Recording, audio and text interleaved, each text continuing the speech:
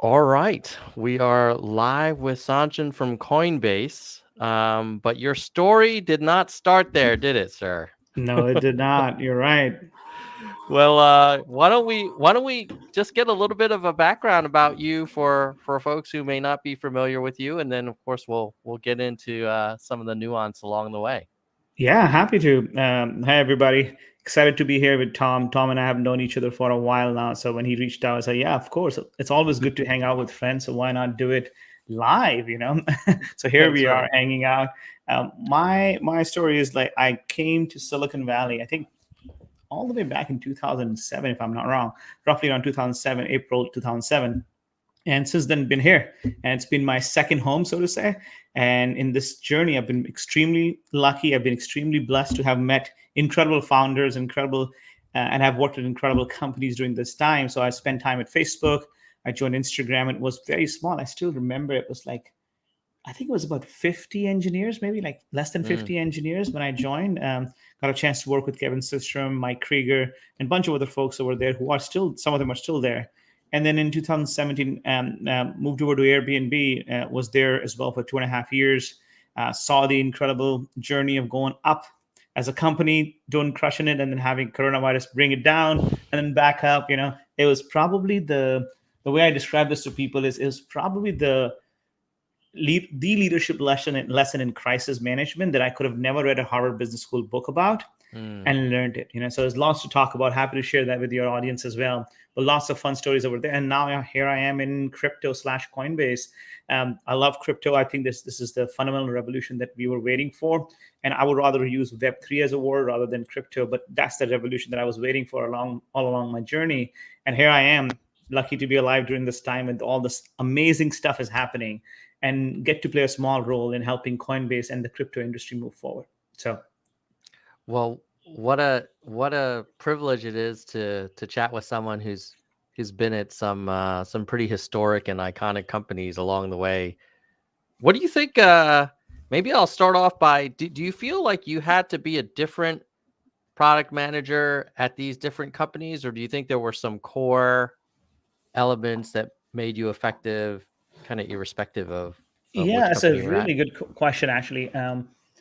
I would say there was definitely a lot of core elements that apply across all companies, but then there are nuances as well. And that's something, if I look back, I would say Airbnb is very different, Instagram is very different.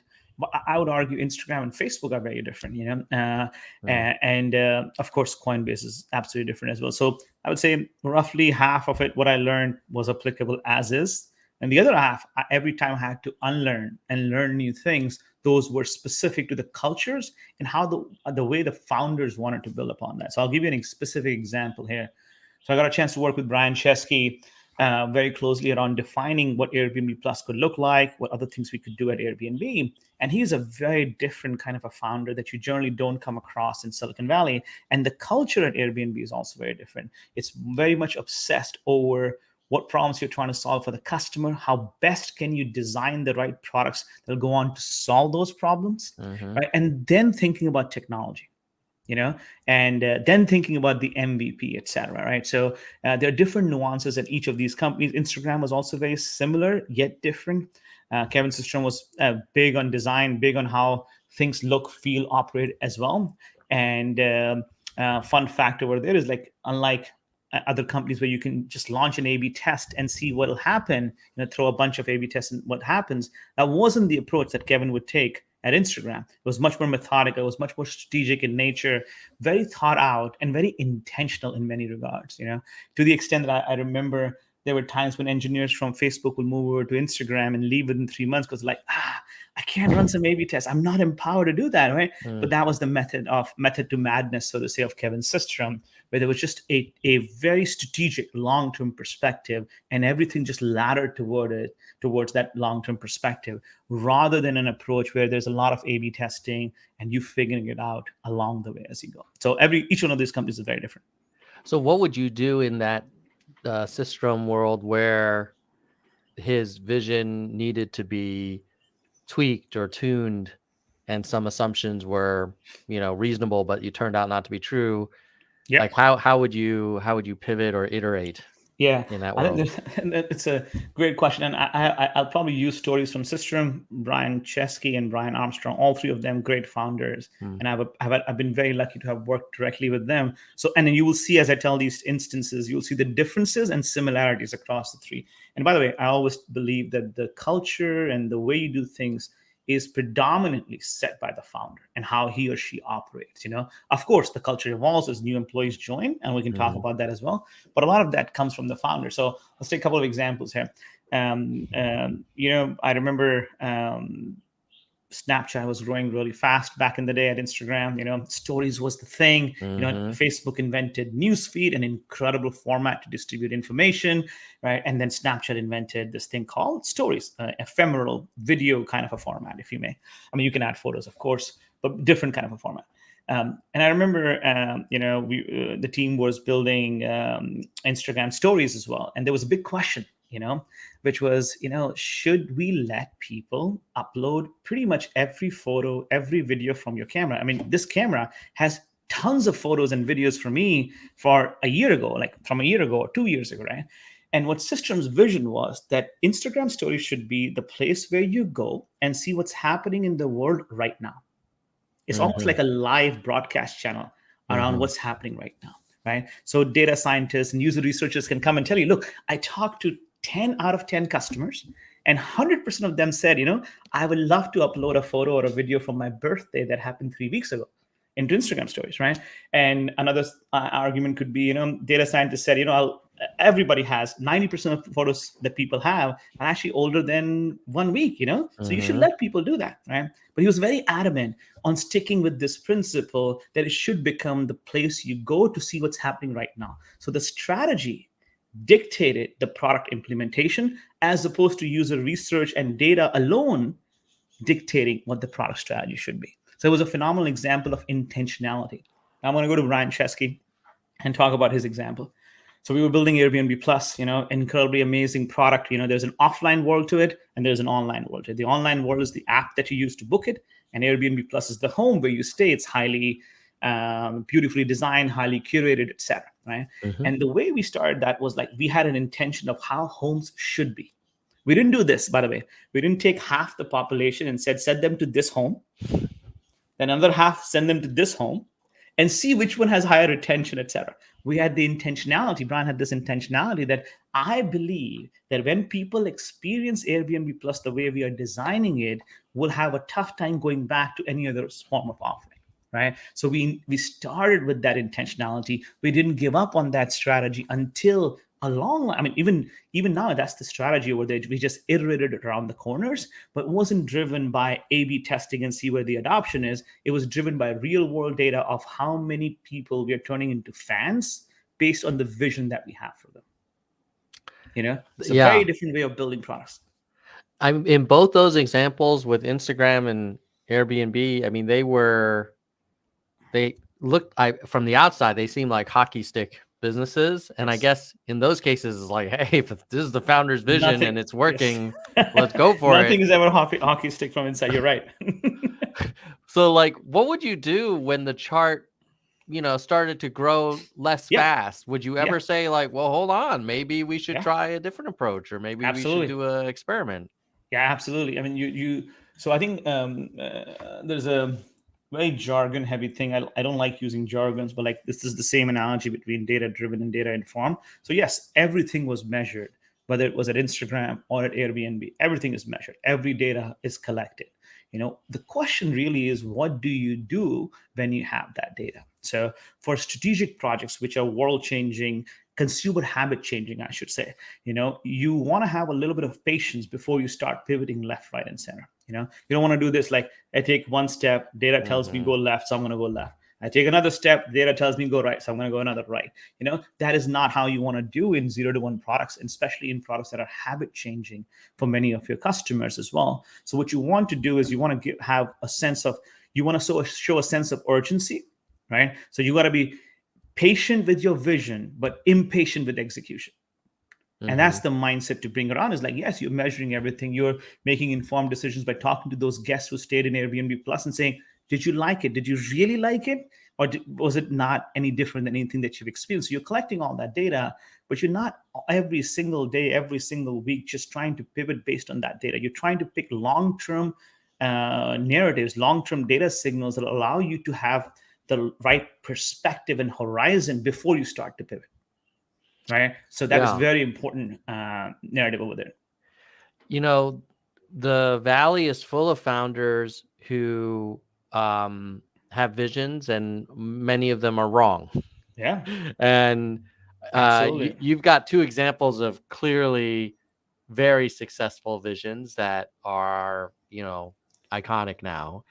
And I'm just curious, when you looked at Systrom or Chesky, and you looked at how they led versus other founders you might have observed over the years, like what made them so successful when so many others have tried and haven't been? Yeah, I mean, it's different for every founder, different for every company. I think I can talk most recently about Brian Chesky because I was there most recently, and I can list on a couple of things. I mean, I think being very strong with your vision, however, being very flexible to take other inputs and pivot is also important for them. So just to be very clear, I'm not saying that Brian never listens to anybody or nobody that he does what he wants. No, that's not true. He's a very curious human being. The culture at Airbnb is of curiosity, which is how do you learn what's out there? How do you try to find the truth that is out there? So you're definitely curious, right? So the thing that I will say is long-term perspective. So number one is all these founders have incredible long-term perspective. They don't give up the first time something goes wrong.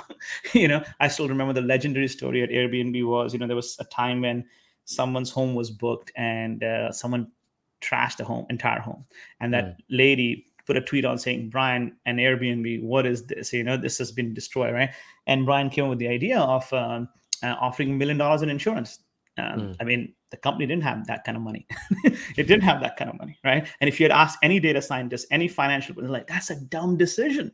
Don't do it because that could ruin you, right? But that intuition of doing it right by the customer, working backwards from the customer, taking the leap of faith to actually do it, and then be agile enough and impatient enough in execution is what I feel like a lot of these founders have that a lot of operators struggle with, to make that horizon kind of a bet around there.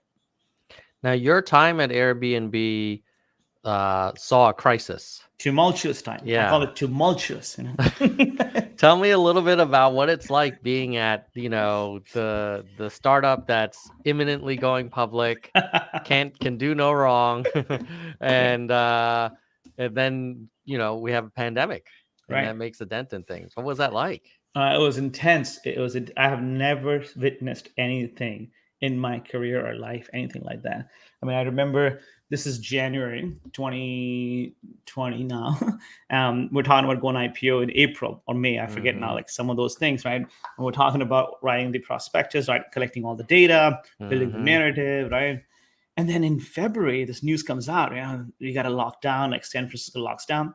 I remember Brian goes on all hands and says, don't worry, we built this company for this day. It's like we built the company, we have enough money, we have enough runway, we've been successful for 6, 7, 8 years, and we'll be fine. We will be able to see this through. 4 weeks later, we are in the market raising money because this thing is not going to end. There is no model, there's no financial model that you can create. There's no business strategy you can create where 3 billion people around the world get locked down in a period of weeks. Yeah. It's just nothing you can do. No CFO ever creates a model on how that company will survive in that scenario, where the revenue almost drops to zero because none of your customers exist. So I think it was clearly a sign of Brian's leadership and testament of him being persistent. I call him the Rocky Balboa of Silicon Valley. He can get punched down as many times as can happen, and he'll still stand back up, and fight again. So it was a experience in crisis management on the front row seat, where every week things were getting worse and worse and worse, right? Meaning worse as in like coronavirus was killing people, It was going in every country and destroying the economies of those countries. Yeah. If you guys remember that, like there were news articles about people dying outside of the hospital. It was very morbid. It Hmm. was very negative, right? And Yeah. during that time, your baby is also dying. I think there's a really good podcast that he did with Masters of Scale. I forget now where he said it Hmm. took 12 years to build Airbnb and it took 12 weeks to destroy it. Mm. Literally, that was it. It took 12 weeks to literally destroy. So lots of fun stories during that time. And what's it like being on the product team during that period? Do you just say, well, we have our roadmap, this is a temporary thing, or do Right. you have to like reassess everything? Like, what is Reassess that like? everything. Reassess everything. All basically everything that you thought about that year or that quarter or that half needs to Hmm. be now reimagined. I mean, I'm pretty sure all of us reimagined our lives as well, right? When Hmm. coronavirus happened, we were like, oh my god, what do we do with our kids? They can't go to school, right? I got to figure out how to do online education, right? So Yeah. all your assumptions get thrown out the window, and you got to start all over again. So I'll share with the audience a couple of things that I think were happening behind the scenes, but also very important as leadership lessons.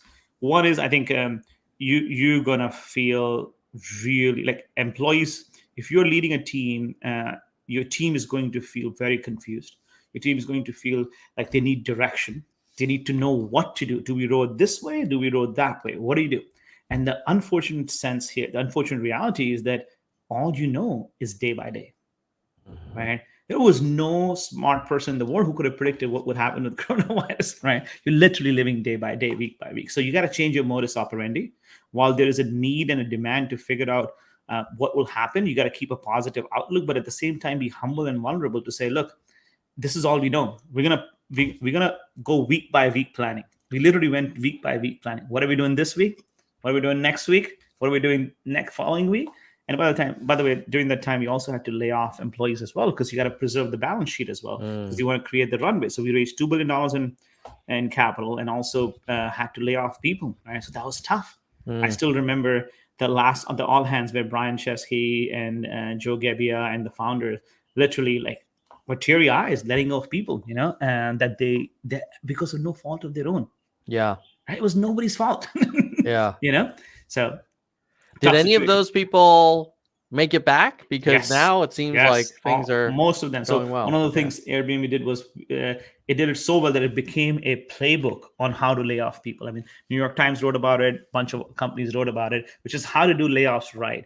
And it was done with empathy. It was done with humanity. It was done in a way that the severance packages were very well taken care of. People still had medical health benefits, etc. Laptops they get to keep on them as well. And Brian created a directory where you can actually go and search for all laid off employees of Airbnb. And he tweeted about it, say, hey, these are amazing employees. Anybody who wants to hire, go hire them. And they all got a job eventually. And many of them came back because Brian kept the door open for them to come Hmm. back because they left on such good terms.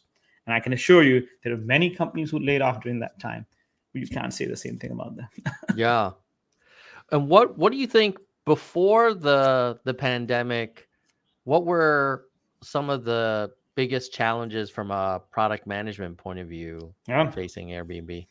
I think one was hyper growth. I think there is people can manage 10% growth, 20% growth, 30% growth, 50% growth, right? But when you're blowing up and growing really, really fast, you're 2xing, 3xing, it's a Hmm. different skill set and it's a different impact to your company's culture as well, right? So one of the biggest challenges was I remember I joined in 2017. We had about 45 product managers or so, Mm. right? And then by early 20, by the time coronavirus hit, we were like 200. So like 5x increase in 2 years' time was Mm. like pretty incredible growth.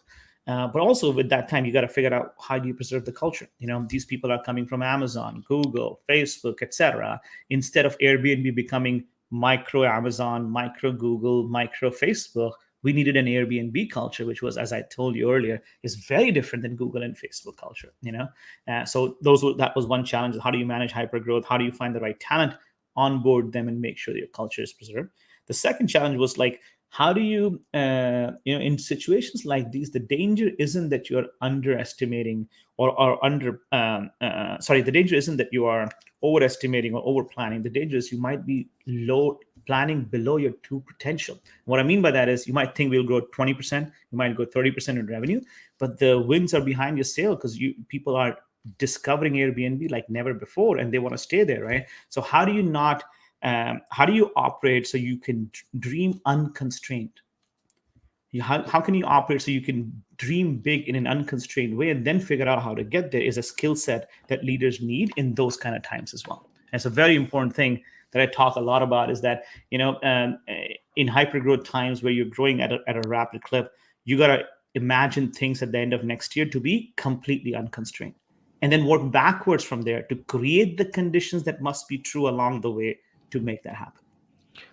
What was it like bringing in people from companies that had very well established cultures? Like, I have a good friend of mine who works at Amazon, and they live and breathe those values like Yeah, I feel like it's tattooed on them. that's right. You can wake them And at 4 a.m. in the night and they'll still say those values. so what was it like bringing people from, Facebook and Google and Amazon and other places into Airbnb? Like, how did you assimilate them, and what was that like? Yeah. So from September 2017 onwards, I was the head of product over there at Airbnb. And what I meant was like I was responsible for making sure we onboard these PMs correctly. We make sure that they assimilate and are set up for success at the new culture.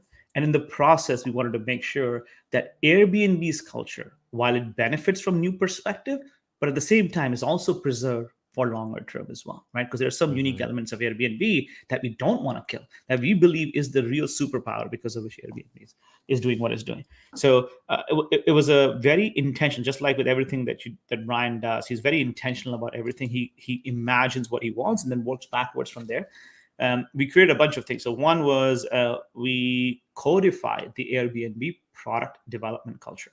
Like literally wrote a document. I wrote a document for Brian. He reviewed it. We edited on it together. I basically took a brain dump of what he has, but what we preserve in the company as well, and crafted in a way that is easy for people to understand who are coming from outside. So to give you some examples, the first principle over there was work backwards from your ideal unconstrained state, not forward from an MVP. Now, there are companies out there, without naming names, who work forward from an MVP, right? Mhm. All that matters is like, here's what I see. All right, we're doing a product review. The first slide says, here's our vision, bullet points. The next slide is, here's our MVP. Meaning next slide, I'm exaggerating, but you get the point, right? It's like Mhm. very little focus on defining the future, very intense amount of focus on defining the MVP. Mm. Airbnb doesn't operate that way. We used to put a lot of emphasis on designing the end state first, and what Brian calls the 15 out of 10 experience, right? What is the 15 out of 10 experience? Because most companies and most people will design the 7 out of 10 experience, right? It's like, okay, what's the MVP? The 6 or the 7 out of 10 experience, right? People will give us 6 or 7 on that. We work backwards from a 15 out of 10, and eventually we will arrive at 9 out of 10, 10 out of 10 experience that we will ship. That was a core value. Another core value was do things that don't scale at first. That's, again, as you might have heard from Paul Graham, but Mhm. also from Brian Chesky. That's a very inherent value. Now, you work at Google, so this will probably resonate with you. Some companies would say, from day one, you got to design for planet scale, right? Mhm. Everything you ship on day one should be that way. Well, the challenge with that approach is that you will never entertain things that you don't yet know how to scale, right? Mhm. Because you want to incorporate things that you know how to already scale. That becomes your approach, right? So what Airbnb does is like we're going to figure out um, how to build products by incorporating things that don't scale at first. I'll give you an example. Um, uh, we were debating, let's just call it a hypothetical example, Tom. Let's say I come to you and you work on my team and say, hey, Tom, we should do a lounge. We should, when your people on Airbnb land at 6 a.m. at the airport, the check in is not Mhm. until 3 p.m. Let's do a lounge, right? So what Mm. people will do is like, okay, what can I build in a scalable way is what they're going to do. What Airbnb would do is they will design the most beautiful, amazing lounge. They'll do it only in LA or one place. They're only Mhm. going to do one building, right? But when you go inside there, there'll be chairs, there'll be coffee, there'll be a barista, there'll be a place to check in those things. It'll be the most amazing thing that you can imagine. But you know what? Nobody at Airbnb knows how to scale that to 120 countries around the world at that time, Mhm. right? That's okay. Right? We don't know how to scale baristas in 120 countries, but we can at least scale that in LA, right? Why don't we start there? Design the ideal experience first. And that's a mind twister from many people who come from other companies and join Airbnb and companies like Airbnb, where that level of rigor on end state definition is really, really important and doesn't exist over there. So answering your question, going back over there, these were the type of principles we enshrined. And what I'll Hmm. do is any new hire that'll come in, they'll have to listen to me at the onboarding session, any PM, etc. Right? So they'll have to listen to me. So I'll stand there and talk about for 2 to 3 hours. What are these principles? We'll have case studies on how we design products versus other companies will design product, and sort of indoctrinate people into the Airbnb way of doing things, So I highly encourage people that culture is not what happens to you accidentally. Culture is what happens to you intentionally. And you got to design that culture intentionally, and you got to put in the processes and mechanisms in place to be able to then impart that culture to the people that are coming in. Now, just to be very clear, Airbnb benefits and its culture evolves as people from Amazon, Google join as well, right? We assimilate their viewpoints, their Hmm. perspectives as well, but there's a core piece of culture that we want to preserve for generations, right? And that is really important for any company. Forget about Airbnb. For any company to do. I'm pretty sure there are some cultural nuances of Google that Tom, and I don't know, right? As an outsider, right? There are some nuances of Facebook, Amazon, etc. Right? Each of these companies have been phenomenal in preserving those cultural values, and it has worked for them. So let's say in that example, you do that amazing 15 out of 10 lounge experience for the early check-in folks, and you discover through that first instance Yeah. that, oh, actually we thought it was the baristas and the comfortable, Right. but it turns out it was all about transportation from the airport. That's right. And like, how open would the culture be to saying, well, we started with this vision, which is amazing, but That's we right. learned something That's right. else. That's right. And I think that is really important. So one thing I want to finish on the previous question you Mm. asked, Tom, which was more around. I mentioned, we indoctrinate people in the Mhm. beginning, like teach them about this, but doesn't end there, right? You gotta continuously reinforce this, right? So when product reviews will happen with Brian, he will remind people by saying, "Oh, this product doesn't meet this principle that we believe in." Right? You're Mm. designing it in a way that doesn't meet this principle. So constant reinforcement by leadership at different touch points becomes incredibly important to make sure people stick with that culture as well. Now, going back to this point of yours, absolutely. So I think this is where I think sometimes people think that these are either or condition. What I mean by that is if you're intentional about your vision, somehow that means you're not listening, right? And if you're listening too much, you're not intentional about it. Mm. These extremes don't exist in reality, to be honest, right? Each of these founders, each of these cultures have the coexistence, the yin and yang of figuring out how to be intentional, but also be humble and listening to the customer to figure out what it is. I think everybody knows this example from Bezos.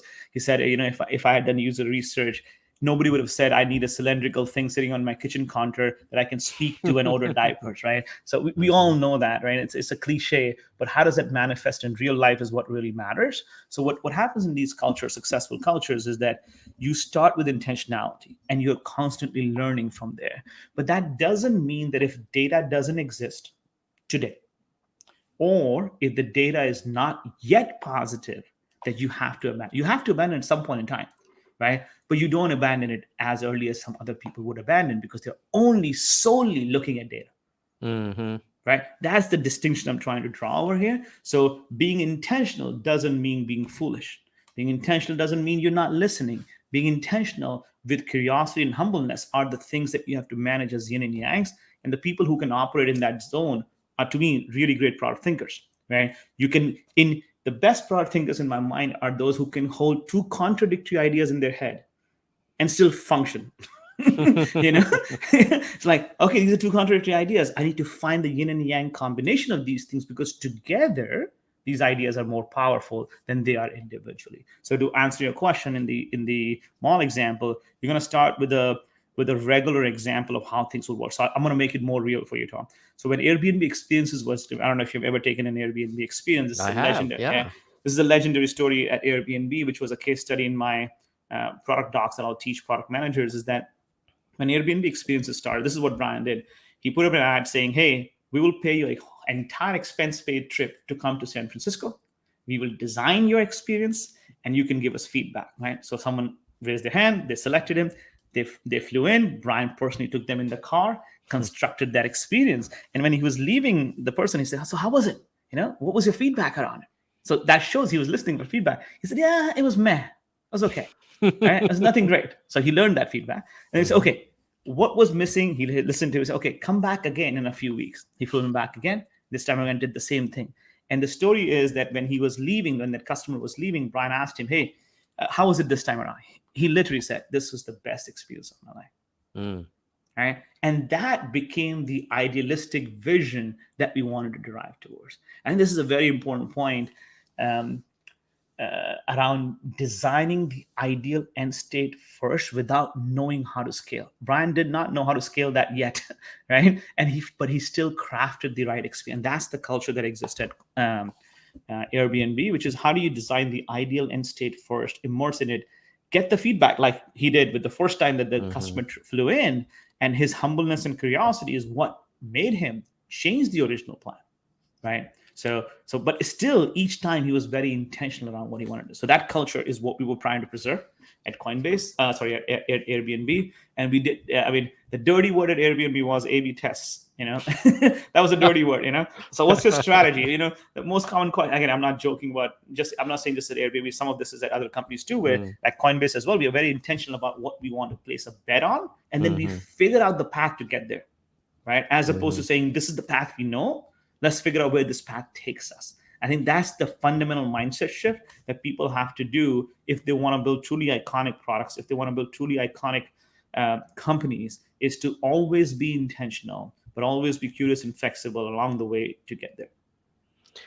What does that mean for PM artifacts like PRDs, roadmaps, strategy reviews? What's that world look like? Is it similar to traditional big tech companies, or is it completely out the window? You do everything different? Yeah, I joined Coinbase. It was like tiny company. It was just about a year ago, so it was a very small company. Airbnb was a very small company. Instagram was a very small company. So I've seen these startups, so to say, grow up to become very big. So I'll tell you, each of these stages demand different things, and act differently as well. So I'll compare the life of a PM at a startup and a life of a PM at Google, Facebook, Amazon as an example, because these are two extremes, right? Like in the middle, it's fine, but let's talk about the extremes because it'll help your audience understand the nuances better. So the myth is that what worked for the big company will work for startups. What works for a startup can work for big companies. Here's what I mean by that. Many times at big company execs, you'll say, "Oh, how can we move like a startup? How can we move like that?" That's the myth. It's like, oh, somehow 120,000 people company should be able to move like a startup, right? And what they forget is that these things are very different, and these things are completely different. A startup isn't a miniature Google, and a Google isn't an expanded startup. These are different companies. They have different goals. They have different survival instincts and survival mechanisms to survive. So I'll tell you, there is no concept of a PRD at startups. They don't write PRDs because by the time you finish writing PRD, that shit's old. That shit's old, man. Like, who's gonna read the 20-page PRD? By the time you finish writing a 20-page PRD, that thing is old, because you're constantly in a mode of discovery, right? Startup life is a life of discovery, right? You're trying to discover what customers truly need, what products you should be building, the ones that you're building, what you should be iterating on. And there is not a lot of data. There's not a whole lot of luxury. Like, I'll give you an example. At Facebook and Google, probably you can predict with high degree of precision what you're going to make on December 2022 or 2023, right? Because you have historic data. I mean, if you're in the ad business, I bet you there's a PM right now running around with an Excel spreadsheet that can actually precisely predict how much revenue will come in December of next year. That's how it is, right? You got to recognize that, right? And there's nothing wrong with it. It's just the nature of the business. That is the scale at which they are operating. There's a higher degree of predictability. But when you're a startup, there's just no level of predictability. So there's a very common term, which is like you hear a lot, which is you got to hustle your way through, because you just don't know what'll work. So what I encourage people who are at startups is to not create these long-term roadmap. If you are at a startup and you can tell me what you'll be doing a year from now, something wrong with that. Because you just can't. There's just so many unknowns, right? And then you'll actually be foolish to sticking to a plan when new information is arriving, right? And which is the case at startups a lot. So PM role is very different. PM role is around um, clearly understanding and immersing yourself in user problem. That's the amount of time that people have to spend if they're a PM at a startup. I'll give you an example. When I was at Airbnb, I mean, someone would argue that the product of Airbnb is here, right? The Mm-hmm. app. It's actually not the product. The product is the home in which you sit and sleep Mm-hmm. and hang out with your family. So how do you dog food that product? Well, you bloody stay in that house, right? So every Wednesday night, every week, I would stay in an Airbnb home to dog food it and figure out what does it feel to actually go in and meet a stranger who opens the door and welcomes you inside, and you're like, holy shit, I'm in a new environment. I don't know where the restroom is. I don't know where the things are, right? What is that experience like? Right? So what I would describe to people is you cannot lead with proxy at a startup. You got to immerse yourself in the customer's shoe and really, really, really empathize and understand what's going on over there. So that's trick number one. Trick number two is agility pays more than plan. You got a plan, but you got to know the plan will change. One of the most common things you will hear at big companies in these feedback sessions, every 6 months or so, I'm pretty sure, Tom, your organization gets a survey saying, how is Tom doing? How is the leadership doing? What's happening over there, right? I mean, that is a bad thing to do at startups. And here's why. Because the thing that you will see a lot at big companies is there is lack of at big companies. What they will say is that we want long-term visibility, right? We want to know where, like, what the long-term visibility is, so there is less thrash. But at startup, welcome to the world of thrash. Thrash is the thing that you got to know how to deal with, right? You got to get comfortable. So the thing that will not work for you if you're working at a big company and you go to a startup as an engineer or a product manager, whatever it is that every week plans will change. Every month plans will change. What you thought you're going to be doing will be thrown out the window due to some new piece of information that you could not have predicted. So your ability to survive and thrive actually in that chaotic environment becomes the key. Right? And given how different those environments are, Very different. Were when you were at Airbnb and looking to grow the team, were you hesitant to bring in people who've been steeped in these large companies? Because it's like, you're gonna get me into trouble now, but yeah. Right, they're like playing basketball on the moon. Like they don't have the same like rules. Yeah. So again, I'll use an analogy here, and pardon me because analogies break after a point, but I'll try to use that for your audience so it's easy to understand. Many of you might have seen the crossing the chasm curve, right? Which is the chasm of innovation, right? So it's early adopters, right, etc., and then there's laggards, and somewhere in the middle is the majority.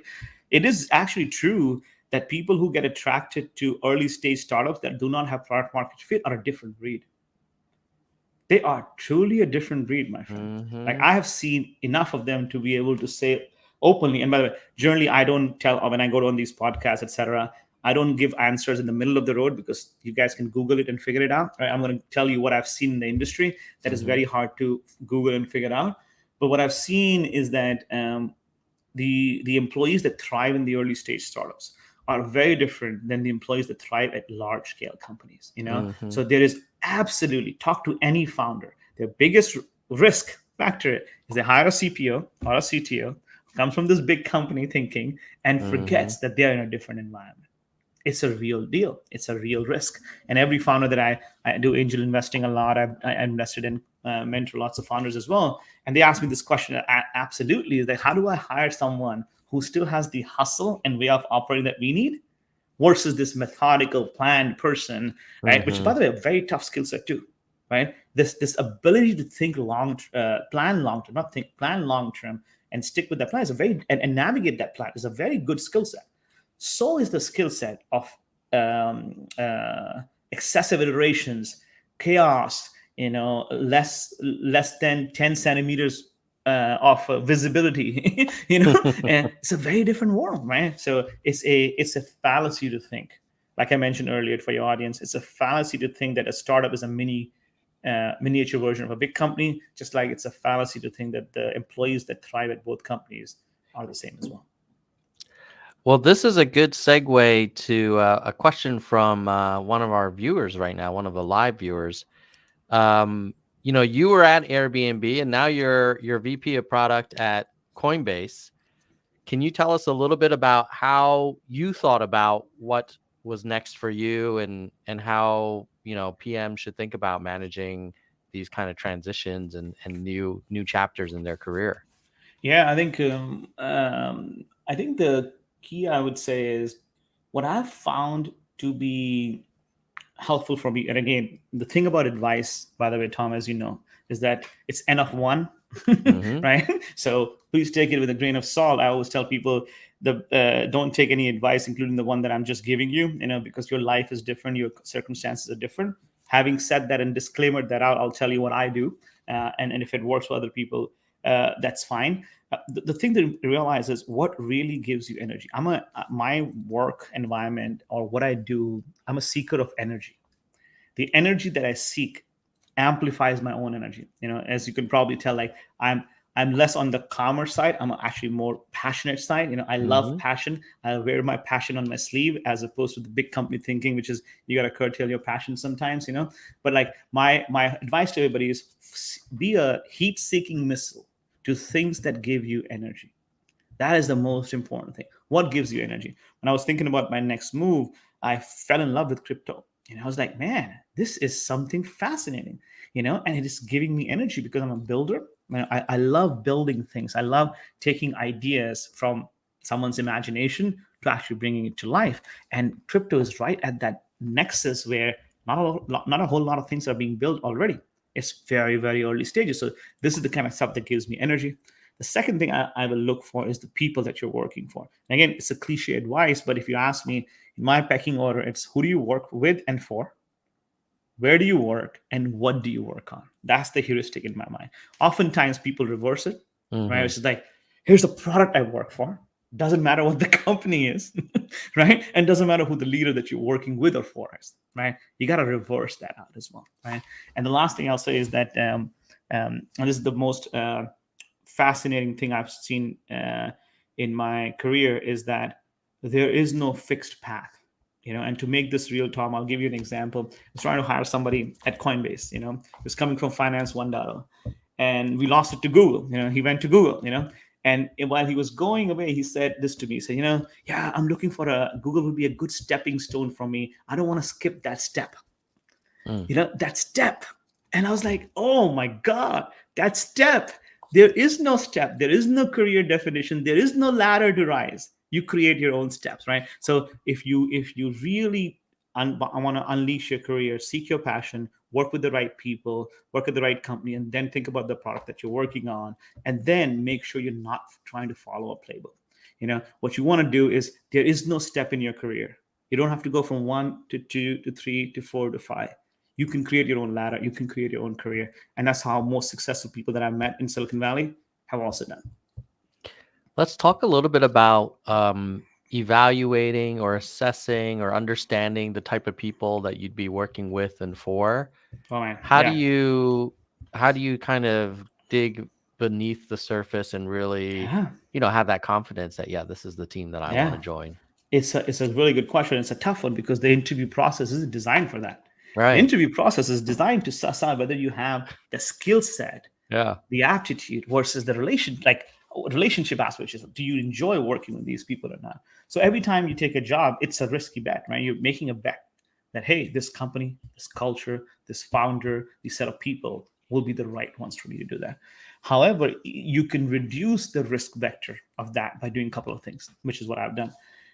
One is, even when I took Airbnb, I actually chatted with a lot of customers of Airbnb. So by the way, at Airbnb, when you interview, you have to create a presentation, right? And they give you a prompt saying, okay, here's a problem that we are facing. How would you solve it, right? In order to do that, it's a great exercise. But even if your company doesn't do that, go out there and talk to the customers of that company, right? Try to understand what are their motivations, etc. Because whatever happens inside the company will be to serve that motivation, well, it should be to serve that need of that user. So that's one. Hmm.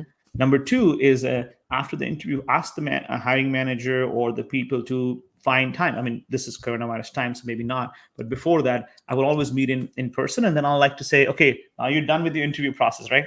You done? Okay, cool. Now starts my interview process. Right, right. I'm going to hang out with you and see who you are, what values you have, what matters to you, what doesn't matter to you. And you do that in a social setting, because it's very hard for people to fake it in a social setting like that. Mm, In a corporate setting, they could, right? So I remember at Airbnb, I spent many hours with Vlad and other folks before I took the job. I went to the office, I hung out at the office. I met with him in galleries downstairs of Airbnb office, just picking his brain, saying, what are the top problems you're trying to solve? How are you thinking about this? How are you thinking about that? Ask them mhm. those questions. And of course, you're not interviewing them per se, but you're curious, show curiosity, right? And that Yeah. is how you will be able to reduce a lot of those risks over there. And again, reach out to other employees. I'm pretty sure your LinkedIn network has some other employees who are working over there. Give them a call and say, hey, how has it been working at Google, Tom? Tell me about that. And I'm pretty sure they will also give you candid advice. So that'll be my answer, is like, do your reverse interview, make sure you understand the people, make sure you understand the culture. Don't be afraid to ask questions. Most people are afraid to ask questions. It's like, oh, if I do that, I don't know how Tom will think about me. Well, no, Tom will Mhm. actually think very highly of you, because you did your due diligence, and he will not be pissed off because you did your due diligence. So don't be afraid to do that. You touched on the Airbnb interview process involving a presentation. Do you do that at Coinbase? And maybe, how do you think good product interviews should Yeah. be conducted? Yeah, we do that at Coinbase as well. So if you're hiring, I think, group product manager and above, if I'm not wrong, we have a written uh, challenge for you. Like, we'll give it to you and say, hey, here's the problem we are facing, or here's the problem that the industry is facing. We'd love for you to write a few thoughts Mhm. around how you would approach it. I find that way of interviewing really, really powerful, because what it helps understand is, it doesn't matter if the person comes up with the right or wrong answer. That's not the intention of it, right? They're missing all the context, they're missing all the data that we inside of Coinbase have the luxury of looking at and Mhm. informing a decision. But what I'm really looking for is, what is their way of thinking? How do they approach problems? How do they structure problems? What do they ask? What do they not ask? And how do they structure their thoughts once they have that information to come up with the right answers, or rather answers, because there are no right or wrong answer at that point in time.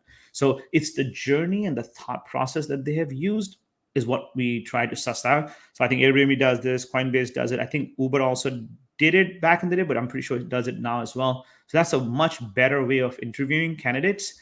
And again, those elements, like the person who asked the question is asking product sense, execution, etc. I mean, those elements are similar, where you're looking to Mhm. suss out someone's execution skills, communication skills, collaboration skills, product sensibilities, etc.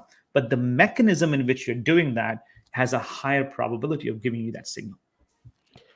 Can you share an example of, let's say, a presentation you went to where you're really excited about the candidate, and then you were like, oh, maybe this person is not right, and then Yeah. maybe the reverse as well, where someone really, kind of nailed it. What's the difference between a great and an okay presentation?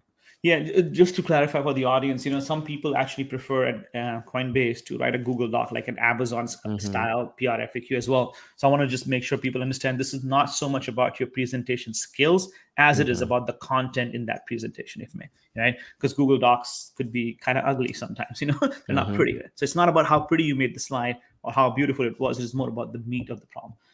So I think both of those cases happen all the time. I mean, by now I interviewed like thousands of people and hired hundreds of people, and I can share with you, like, both of those signals happen. So what you want is a framework in which each of these things are signals. So, for example, presentation is a signal. The one-on-one interview is a signal, right? The interviews that they're doing with the XFN partners or cross-functional partners are a signal. And as a hiring manager, you got to take all of that stuff and then assess what are the right weights you're going to assign to this candidate, whether you want to hire them or not as well. So what happens typically is that someone will nail the presentation or the Google Doc because they Hmm. really thought about the problem, but in the interviews we'll learn about the answer to certain questions, like how do you work with design, as an example, right? And Hmm. by the way, at Airbnb, design is like this equally strong as PM over there. It's not a product like a PM led company. It's a design and product led company. So you want to understand those things, and sometimes those red signals will come up, red flags will come up during the interview, right? So you got to balance those out, and then you have to ask the question, which one of these things is important. By the way, one more thing I'll tell you is, Both at Airbnb and Coinbase, we don't do unanimous decision making. So for a candidate to be hired, it's not everybody has to say yes. Mm-hmm. No, you know, this is hiring by committee, right? So we have a lot of understanding that not everybody has to be a yes, but we definitely have to address the people who are saying no, the concerns by either doing another interview or Mm-hmm. doing some other reference check, etc., to figure that out. But it doesn't have to be consensus. Uh, one other thing I want to ask you, I know we're running a little over time, but I was curious, Sanchin, when you think about how you are a product leader, what are some like lessons you've learned recently about how to kind of raise your game?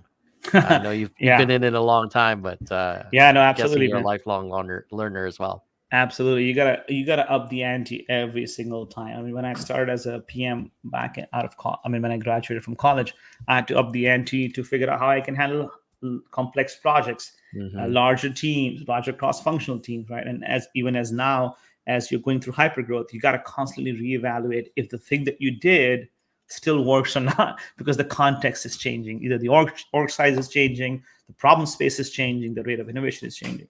So I always want to be in that world of figuring out what are the things that will not get me from here to there. So, for example, every in December, by the way, I have a rule. By the end of 31st of December, all my vacations for that year are done.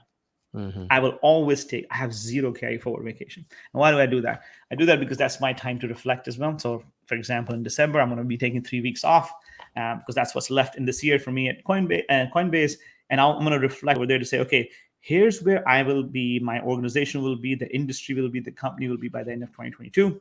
Here are the things that I think I do really well at, and here are the things that I feel like will not work in this environment. Or I'm already seeing some signals that I need to change my style of operating in that environment. One example is, as your organization grows, ladders up, you got to change how you lead that. And the analogy I use over here is, when you drive a car, you drive it by line of sight, right? You can see Mm-hmm. everything. But when you fly a plane, you can't see everything. You got to lead through the dials that are on the plane. You got to know, are you at the right altitude? Are you Mm-hmm. in the right direction? Because you can't see that, right? So using that analogy, again, analogies break at some point, but this will hopefully work, is that at this point in my career, I'm leading by dials. I don't have direct line of sight into a lot of things. My brain will, I don't have enough hours in the day to understand and know every little detail of that, right? So I need Mm-hmm. to develop a new way of leading my team, right? Which is, what are the right dials, what are the right OKRs, what are the right goals, what are the right mechanisms I can create in place so that we are all rowing in the same direction without me having to go all the way down to the brass tacks level and actually know everything and help the team grow around there, as an example. Yeah, that's a really great sort of final topic. There are schools of thought where there are certainly leaders who are known to be, they pride themselves in going super deep, That's right. right? And you maybe like a Bezos or a Musk or something like that. And Yes. I'm curious, but like that's also, you sometimes wonder, like, wow, is that the best use of their time to kind of go into this level of detail? Yes. And so how do you balance that Yeah. between scaling, but also having enough kind of touch with what's on the ground to That's kind right. of be informed? I would say every founder that I've worked with operate like that. And, Yeah. and I would even go on to say, if you don't do that, then you will find yourself pretty much out of luck very soon in your career as well, because you don't know what it takes to actually build anything anymore. Hmm. Right. So the key over here is figuring out where you're going to zoom in and where you're going to zoom out in your portfolio of products that you're leading, in the portfolio of business opportunities that you're leading. You got to figure out where you're going to lean in versus not. So Coinbase has announced that we're going to be launching a Coinbase NFT marketplace soon, and I lean in, deeply with that team. Sorry to that team that I go all the way down. They're like, what the heck is this guy doing in my business, right? So, Yeah. but I go deep into that because it's very important of a area to win for, but also it's important for me to bring my experience and skill set to help that team be successful. While there will be other areas which are slightly more mature or slightly different stage in their life, where I will zoom Hmm. out and give the leaders on that side the freedom and autonomy to go do that, right? So as a portfolio leader, you got to figure out where you're going to zoom in, right? Mm-hmm. Where you're going to zoom out, and that balance will allow you to scale. Otherwise, you can't, like, there's nobody in the world who can do everything, right? Yeah. And the real genius, the real trick is to figure out where do you zoom in and where do you zoom out. If you get that ratio right, everything is right. Love it. Sanchin, thank you so much for coming on to the Fireside PM podcast. And I really appreciate all these gems. And if anybody's finding this content and they found it useful, please like and share it. So let people know. And really, really thoughtful stuff. Is there anything else that we didn't hit, Sanchin, that you want to share with product managers out there on how to Um, be more successful? Maybe one thing I'll leave everybody with is, like, I get pinged a lot saying, "Hey, I'm evaluating this opportunity. I'm at Google, Mm-hmm. Facebook, Amazon. I'm evaluating this opportunity at a startup or whatever company that might be. How should I think about it?" I always tell people two principles: do not have an Excel spreadsheet, because this is what I see the lot. If I stay at Facebook in 4 years, this will be my compensation. If I go to a Right. startup, this will be my compensation. And two, more importantly, all my life I've believed, and I hope people can take this to heart as well, is that always believe it'll turn out to be better than you thought it'll be. Most people believe that it'll turn out to be worse than what they think. They always do worst case planning. I've always Mm. done good case planning. I always plan my life for success. I always plan that thing will work out. I never plan what to do when it doesn't work out. Mm. I spend Good. zero Yeah. time over there, So always believe that this will work out better than you expect ever. And don't spend too much time worrying about what will I do if this doesn't work out. Awesome. Best case scenario planning. You're right. Most of us don't do that. So super helpful. Well, thank you so much, Sachin. All right, Tom. Good catching up with you, brother. Take care.